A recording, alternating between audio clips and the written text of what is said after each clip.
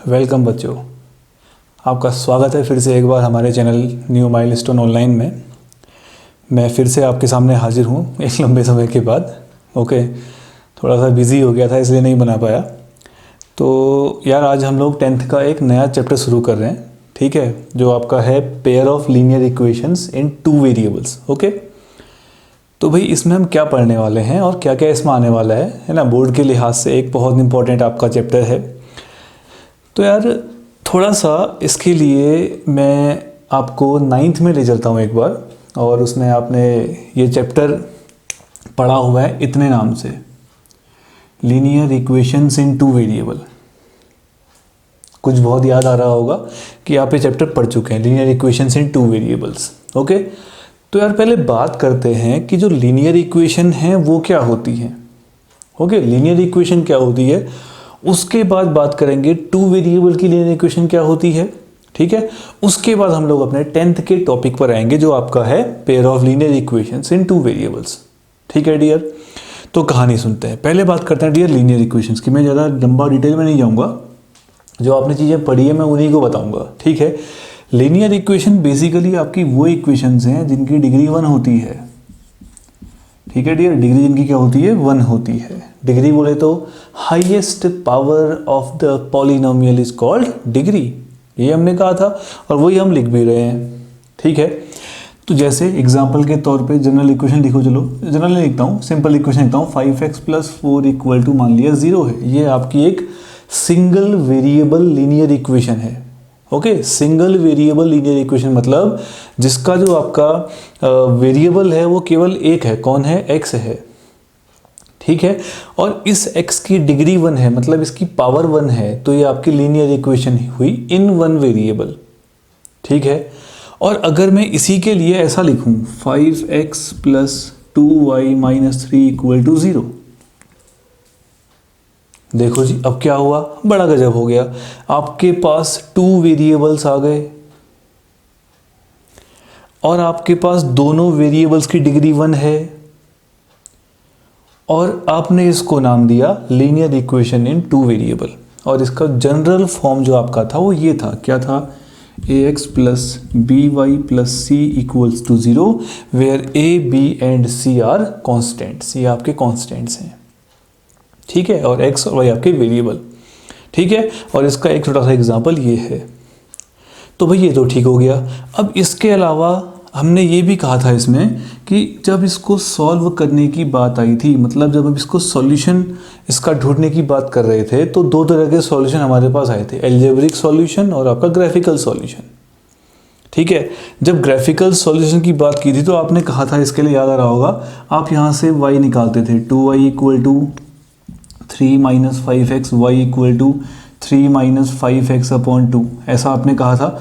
और यहाँ से हमने ये कहा था कि x की बहुत सारी वैल्यूज़ के लिए आपको y की बहुत सारी वैल्यूज़ मिलेंगी, ठीक है। x की वैल्यूज़ के लिए कौन सी वैल्यूज, x और y आपके रियल नंबर होंगे भाई, और रियल नंबर कितने होते हैं, इन्फिनिटी होते हैं भैया। तो x की इन्फिनिटी रियल वैल्यूज़ के लिए आपको y की इन्फिनिटी वैल्यूज़ मिलेंगी, और इनको अगर आपने ग्राफ पेपर पे ट्रेस किया था तो आपको मिली थी एक स्ट्रेट लाइन, ठीक है। ये तो अलजेब्रिक वे हुआ कि आपने बढ़िया सा एक बॉक्स बनाया और यहाँ पे x और y की तमाम सारी वैल्यूज़ पुट करी, और आपको डिफरेंट वैल्यूज़ x के लिए डिफरेंट वैल्यूज़ ऑफ y मिली, और उन वैल्यूज़ को आपने ग्राफ पेपर पे ट्रेस किया तो आपको एक स्ट्रेट लाइन मिली। और यहाँ से हमने कंक्लूड किया था कि लीनियर इक्वेशन इन 2 वेरिएबल का जो ग्राफ होता है वो हमेशा क्या होता है डियर, एक स्ट्रेट लाइन होता है। बेसिकली हमने ये भी कहा था कि जो पहला वाला x है वो x कोऑर्डिनेट, y आपका y कोऑर्डिनेट को दिखाएगा, ठीक है। और आपने उसको ग्राफ पेपर पे ट्रेस किया और क्या मिली, एक लाइन मिली, ठीक है। ये लाइन तुम्हारी कैसी आई, लीनियर इक्वेशन की लाइन आई, ठीक है। और इस ग्राफ को देखकर भी आपने कहा था कि इसके इनफाइनाइट सॉल्यूशंस होंगे। क्यों होंगे, क्योंकि इसमें बहुत सारे पॉइंट्स हैं, और इसमें बहुत सारे पॉइंट्स हैं। तो बहुत सारे पॉइंट्स मतलब क्या हुए, लाइन में कितने पॉइंट्स होते हैं, इन्फिनिटी पॉइंट्स हैं भैया। तो सॉल्यूशन कितने हो गए इसके, इन्फिनिटी। सॉल्यूशन मतलब समझते हो ना, सॉल्यूशन मतलब x और y की वो वैल्यूज जो इस इक्वेशन को सेटिस्फाई करता है, सॉल्यूशन है भैया। आसान सा कॉन्सेप्ट था, ठीक है। तो ये तो हुई कक्षा 9 की बात, ठीक है। यहाँ पर डियर हमारे पास आने वाला है pair of linear equations in two variables. हम इनको देखने वाले हैं, मतलब आपके पास एक पेयर आने वाला है, उस पेयर की हम बात करने वाले हैं। ठीक है, इतना देख लें पहले। ओके, देखो फिर आगे। अब तो यार अब हम बात करने वाले हैं किसकी? Pair of linear equations in two variables की। ठीक है, pair of linear equations in two variable. तो देखो, कोई भी equation a1x plus b1y plus c1 equal to 0 and a2x plus b2y plus c2 equal to 0, ये आपका एक पेयर है linear equations in two variables का। ठीक है डियर, ये आपका एक पेयर है किसका? Linear equations in two variables का एक पेयर है, जोड़ा है। ठीक है, और इस पूरे सिस्टम को हम बोलते हैं pair of linear equations in two variables. ठीक है, इसको नाम दिया गया pair of linear equations in two variables. ठीक है, मतलब अब हमने यहाँ पे पढ़ना है कि इस तरह की इक्वेशंस को हम कैसे सॉल्व करेंगे। ठीक है, इस तरह की इक्वेशंस को हम ग्राफिकली कैसे सॉल्व करेंगे, इस तरह की इक्वेशंस को हम एल्जेब्रिकली कैसे सॉल्व करेंगे। तो वो सारा का सारा हमने यहाँ पढ़ना है और उसी पे हम लोग पूरी की पूरी बातें करने वाले हैं। ठीक है डियर, तो भाई अब हमारे पास आ रहा है कि pair of linear equations is two variables, और इस तरह के सिस्टम को हम बोलते हैं डियर क्या? Pair of linear equations in two variable. ठीक है, और यहाँ पे इसका कोई बहुत बड़ा ऐसा सिग्निफिकेंस नहीं है, हम लोग केवल ये पढ़ेंगे कि हम इसको सॉल्व कैसे करने वाले हैं। ठीक है, हम इसको सॉल्व कैसे करने वाले हैं और इसको कैसे आगे इसको हम इम्प्लीमेंट करेंगे अपने क्वेश्चंस में। ओके, देखो जी, अब इसको सॉल्व करने के हमारे पास दो तरीके आते हैं। पहला आता है ग्राफिकल मेथड, दूसरा आता है एल्जेब्रिक मेथड। ठीक है, पहले देखते हैं कि क्या इसके सॉल्यूशन होंगे और इसका सॉल्यूशन हम समझेंगे कैसे कि यार कैसा सॉल्यूशन है और किस तरह के सॉल्यूशंस की बात करने वाले हैं। ठीक है, वो सब हम इसमें समझने वाले हैं। ठीक है डियर, देखो क्या देखें, सबसे पहली चीज़ आपने अभी अभी सीखा था कि यार इन इक्वेशंस का जो ग्राफ होता है वो होता है स्ट्रेट लाइन। मानते हो इतना? ठीक है, इन दोनों का ग्राफ अगर स्ट्रेट लाइन होता है और अगर इन दोनों के ग्राफ को मैं एक ग्राफ पेपर पे ट्रेस करूं, ठीक है, अलग अलग नहीं, हाँ, एक ही ग्राफ पेपर पे इन दोनों की लाइंस को ट्रेस करूं, तो मेरे पास क्या क्या पॉसिबिलिटीज़ हो सकती हैं वो देखते हैं। देखो, अगर मैं इनके ग्राफ को एक ग्राफ पेपर पे ट्रेस करता हूं तो मेरे पास पहली पॉसिबिलिटी ये होती है कि ये लाइन मान लिया स्ट्रेट लाइन है, भाई कैसी भी हो सकती है, दाएं बाएं आड़ा तिरछा इधर को ले जाओ, कहीं भी ले जाओ, स्ट्रेट लाइन है। ठीक है, अगर मैं इस लाइन की बात करूं, इसको L1 बोलते हैं, ये आपकी लाइन L1 है। ठीक है, मैं इसके सर में पूरी इक्वेशन नहीं लिख रहा हूं। ठीक, अच्छा, दूसरी का भी अगर मैं ग्राफ ड्रॉ करूं तो संभावना पहली ये बनती है कि अगर इसकी भी स्ट्रेट लाइन जाएगी तो वो कुछ ऐसे हो सकती है कि इसको एक पॉइंट पे इंटरसेक्ट करे। ठीक है, ये मान लिया L2 है, ये मान लिया आपकी L2 लाइन है। पहली संभावना कि ये दोनों क्या करें, एक कॉमन पॉइंट पर इंटरसेक्ट करें। मतलब ये लाइन कैसी हो आपकी? Intersecting at a point, intersecting at a point, ऐसा कुछ आपके पास आ सकता है। पहला आपका ट्रेस ये हुआ, ऐसा हो सकता है। फिर मानते हो इतना? इसका क्या मतलब हुआ भाई? इसका मतलब ये हुआ कि जो कॉमन पॉइंट मुझे मिला, ये जो भैया आपको कॉमन पॉइंट मिला है, इस कॉमन पॉइंट ने क्या बताया? इसने ये बताया कि मैं इस लाइन पर भी हूं। ठीक है, मैं इस लाइन पर भी हूं, और लाइन पर लाई करने वाला पॉइंट क्या बताता है? लाइन का सॉल्यूशन बताता है भैया। तो जे पॉइंट जो आया, ठीक है, जे पॉइंट जो आया भैया, ये इसको भी सेटिस्फाई करेगा और इसको भी सेटिस्फाई करेगा।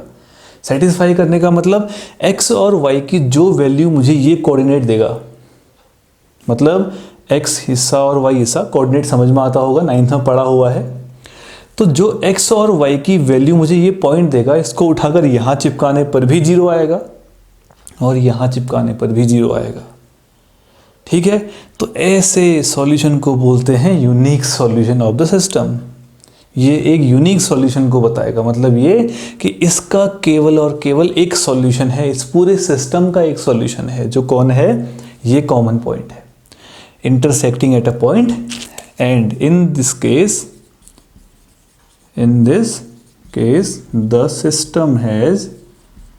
the system has unique solution, that is only one common point। एक कॉमन पॉइंट है मतलब यूनिक सॉल्यूशन है। ग्राफिकल वे में चेक कर रहे हैं अभी कि इनके क्या क्या पॉसिबिलिटीज़ हो सकती हैं, आपको ग्राफ ड्रॉ करने पर क्या क्या संभावनाएं मिल सकती हैं। तो पहला हमारे पास केस ये आया, ठीक है। अभी मैथमेटिकल ऑब्जर्वेशन भी देखेंगे, फिर जाके इसके सॉल्यूशन की मेथड्स पे आएंगे, ठीक है। अच्छा, दूसरी संभावना क्या हो सकती है? दूसरी संभावना भाई ये हो सकती है कि ये लाइन गई ऐसी, कैसे भी डाल सकते हो, ऐसा कुछ नहीं कि मैंने, भैया तुम कहोगे सर पिछले में तो L1 आपने ये डाल रखी, अब आप ऐसे डाल रहे हो, ऐसा कैसे संभव है? अरे भैया A और B और C की कोई वैल्यू नहीं पता अपने को, तो लाइन डालो, कैसी भी हो सकती है। बस हम संभावनाएं तलाश रहे हैं कि जो दो लाइंस आपकी जाने वाली हैं वो किस किस अंदाज में पास हो सकती हैं। पहला हमने केस डिस्कस किया, इंटरसेक्टिंग एट अ पॉइंट। दूसरा केस ऐसा हो सकता है कि L1 और L2 दोनों आपस में कैसी हो जाएं, पैरेलल हो जाएं। कैसी हो जाएं? पैरेलल। तो एक बात सोच समझ के बताओ, क्या पैरेलल लाइंस कहीं इंटरसेक्ट करती हैं? नहीं करती है भैया, never intersect, they never intersect, that's why they are parallel. इनके बीच का डिस्टेंस सब जगह सेम होगा। अब जब दोनों ही कहीं नहीं मिल रही है, ठीक है, दोनों के रास्ते भी अलग अलग हैं, मंजिलें भी अलग अलग हैं, ठीक है, आशिकी वाले रास्ते पर नहीं चल रहे हैं कि मंजिल जहां एक ही है बस हो गया, ना मुन्ना ना, ऐसा नहीं है यहाँ, ठीक है। दोनों के रास्ते अलग अलग, मंजिलें अलग, कहीं नहीं मिलने वाले हैं। कहीं नहीं मिलने वाले मतलब इनका कोई भी कॉमन पॉइंट नहीं आएगा। अब कॉमन पॉइंट नहीं आएगा तो इस लाइन L1 के अपने अलग सॉल्यूशन, इस लाइन L2 के अपने अलग सॉल्यूशन, दोनों का कोई कॉमन सॉल्यूशन नहीं होगा। अब जब दोनों का कोई कॉमन सॉल्यूशन नहीं है तो इस सिस्टम का कोई सॉल्यूशन नहीं होगा भैया।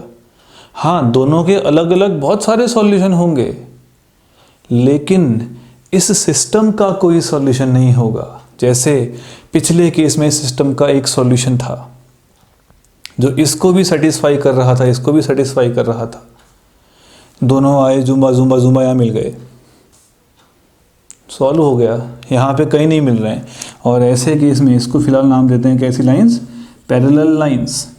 मतलब no solution of the system, no solution of the system of equations, system of equations का कोई सॉल्यूशन इसमें नहीं होगा। कब? जब लाइंस ऐसी जाए, पैरेलल जाए। ठीक है डियर, बात समझ में आई? इतनी क्लियर हो रहा है? अच्छा, दो संभावनाएं तो हम तलाश चुके हैं कि पहली क्या है, इंटरसेक्टिंग लाइन आए, दूसरी क्या है आपके पास, पैरेलल लाइंस आए। तीसरा एक केस और हो सकता है, ठीक है, तीसरा एक केस आपका और हो सकता है, उसको भी लगे हाथ देख लेते हैं। अच्छा जी, देखो तीसरा केस तुम्हारे पास आता है, वो ये है, इन दोनों का जो ग्राफ है वो कैसा हो सकता है।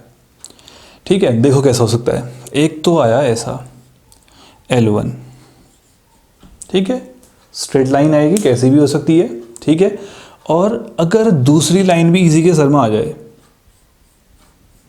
दूसरी लाइन भी इसी के सर में अगर आ जाए, ऐसे ये L2 भी इसी के सर में आ जाए, तो ऐसे को क्या बोलते हैं? कोइंसिडेंट लाइन बोलते हैं।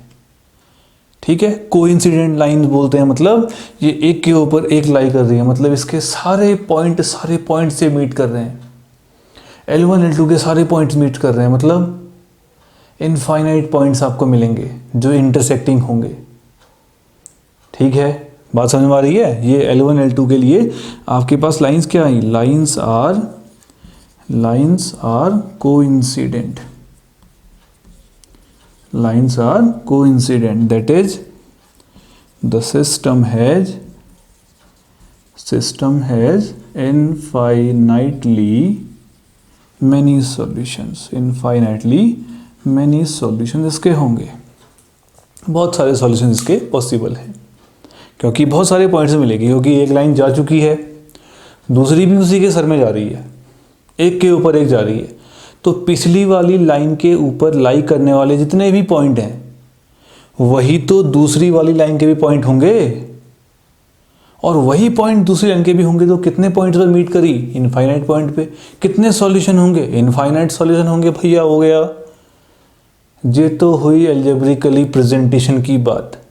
किसी लाइन को आपने अलजेब्रिकली प्रेजेंट किया और उसके आपने सॉल्यूशन देखे।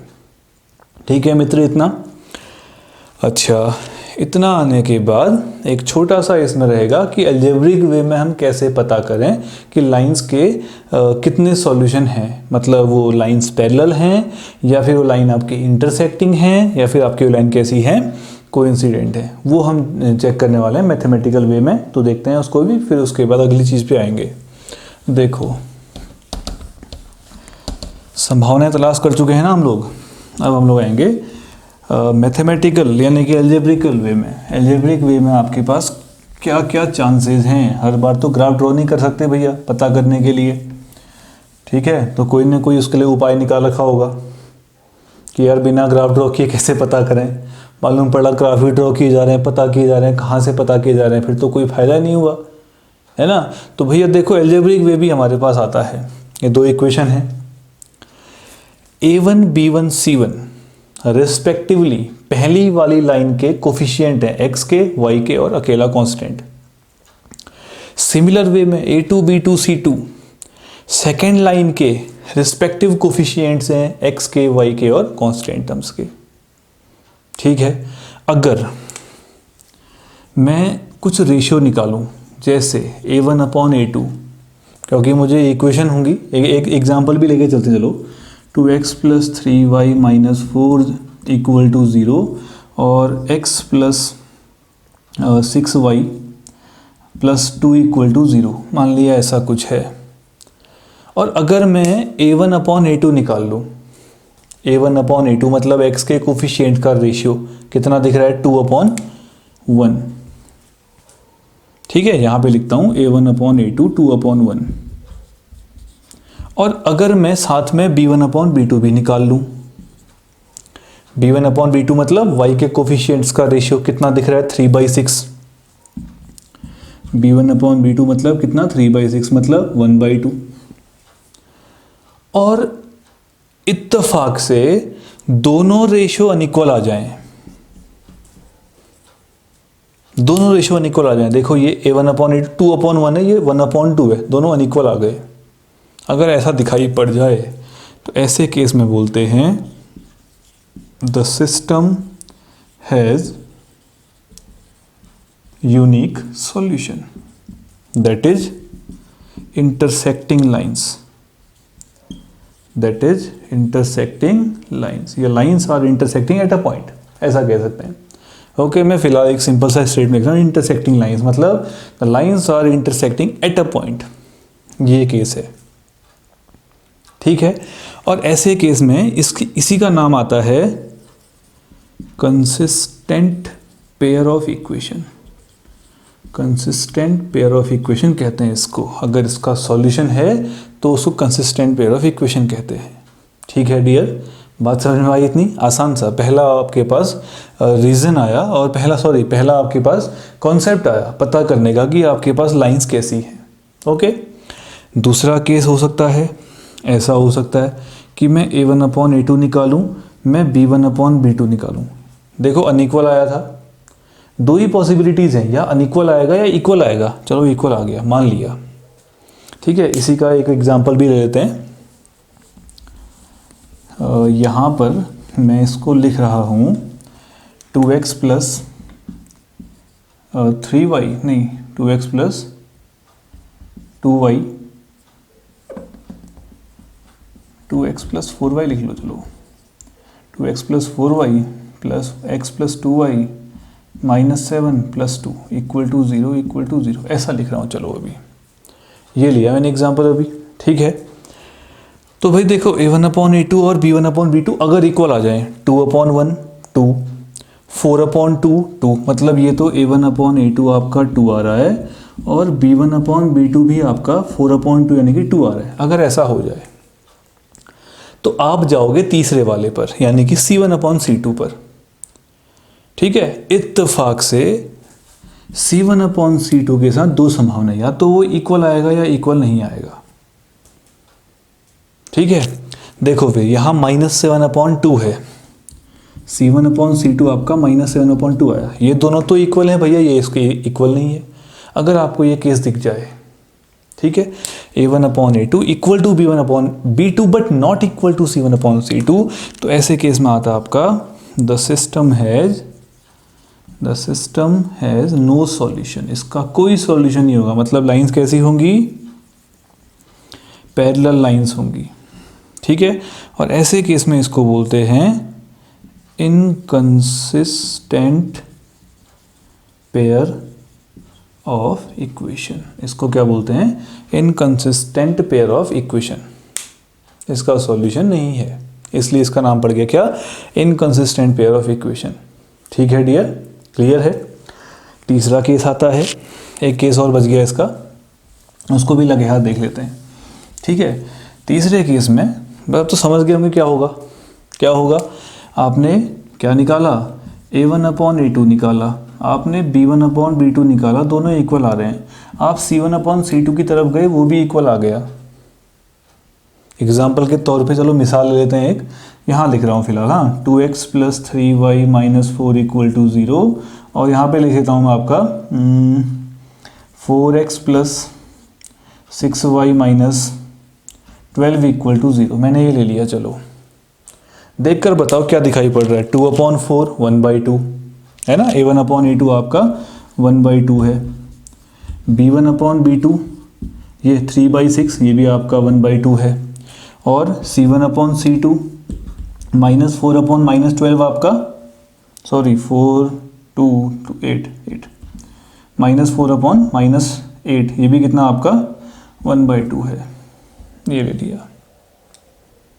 ठीक है, A1/A2 B1/B2 C1/C2 इक्वल आए, रेशियो इक्वल आया। मतलब एक बात तय मान लो, दोनों इक्वेशन एक ही हैं। मैंने कुछ नहीं कर रखा है, मैंने ऊपर वाली इक्वेशन को 2 से इंटू, सॉरी नीचे वाली इक्वेशन को 2 से इंटू कर दिया।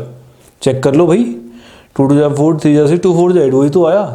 तो जाहिर है भैया इक्वेशन एक ही, तो ग्राफ तो एक ही बनना है, तभी तो कोइंसिडेंट लाइंस आ रही हैं। ठीक है, तो ऐसे केस में इसका होगा solution the system has infinitely many solutions. ये आपके पास आया। और ऐसे केस में लाइंस कैसी होंगी? लाइंस आर कोइंसिडेंट, और इसको हम बोलते हैं that is consistent pair of equation. Consistent pair of equation इसका नाम है। ठीक है डियर, मतलब जिसका सॉल्यूशन है, चाहे यूनिक है चाहे इनफाइनाइट है, वो कंसिस्टेंट पेयर ऑफ इक्वेशन, और जिसका सॉल्यूशन नहीं है वो inconsistent pair of equation. Clear है डियर? इतना बात समझ में आई? इतना कर लो। इसके बाद जो हम अपनी अगली एक्सरसाइज पे आएंगे, उसमें केवल हम सीखेंगे इक्वेशंस को फॉर्म करना, उसको ग्राफिकल और एल्जेब्रिक वे में प्रेजेंट करना। ठीक है, पहली एक्सरसाइज केवल ये बताएगी आपको कि आप इक्वेशन कैसे फॉर्म करोगे, और उसके बाद आप उसको ग्राफिकल और एल्जेब्रिक वे में कैसे प्रेजेंट करोगे। दूसरी एक्सरसाइज से हम लोग आएंगे method to solve the equations graphically. Graphical method से हम इक्वेशंस को सॉल्व करना सीखेंगे। उसके बाद जो तीसरी एक्सरसाइज शुरू होगी आपके पास, वहाँ हम एल्जेब्रिक वे पर आएंगे। अभी के लिए फिलहाल इतना ही, इतना सीखिए, इतना अच्छे से करिए। उसके बाद हम लोग अपने नेक्स्ट लेक्चर पे मूव करने वाले हैं। ओके, इतना कर लें डियर, जल्दी ही मिलते हैं, बाय।